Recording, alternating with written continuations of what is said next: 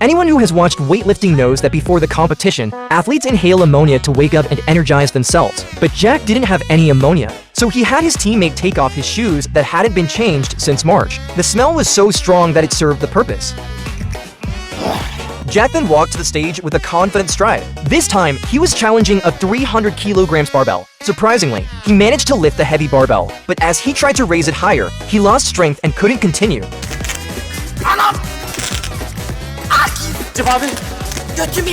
Determined not to embarrass himself in front of the world audience, Jack mustered all his strength and finally lifted the 300 kilograms barbell. The crowd erupted in cheers, and the judges gave him perfect scores. Unexpectedly, Jack collapsed right afterward,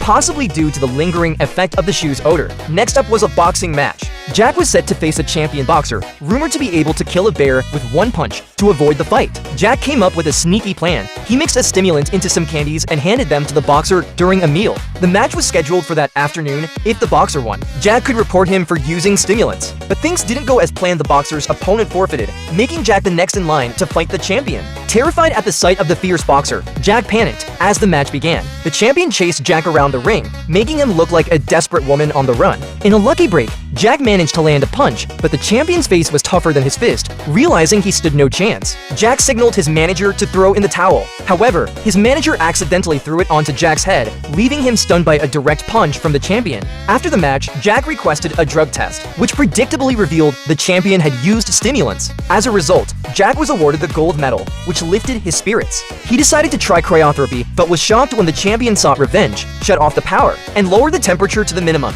Before leaving, the champion hung a closed sign on the therapy room door. It wasn't until the next day that Jack's teammates found him. Frozen solid, they resorted to using a barbecue method to thaw him out. In the subsequent archery competition, Jack used the arrowhead to pick his nose and ears before blindly shooting an arrow that hit the bull's eye. Finally, he strutted confidently to the track for the 500-meter relay race. Despite their unimpressive appearances, Jack's teammates were in athlete-like condition. The first three runners maintained a strong lead. When it was Jack's turn, a mishap occurred during the baton exchange. With arms to short, Jack's teammate kept poking him with the baton, finally passing it when the other runners were out of sight. Despite the poor start, Jack managed to catch up with incredible speed, and they all crossed the finish line together. The three teammates claimed to be the champions, so the judges reviewed the footage, which showed Jack's face crossing the finish line first. Therefore, Jack won another gold medal in athletics. Indeed, every overweight person has hidden potential.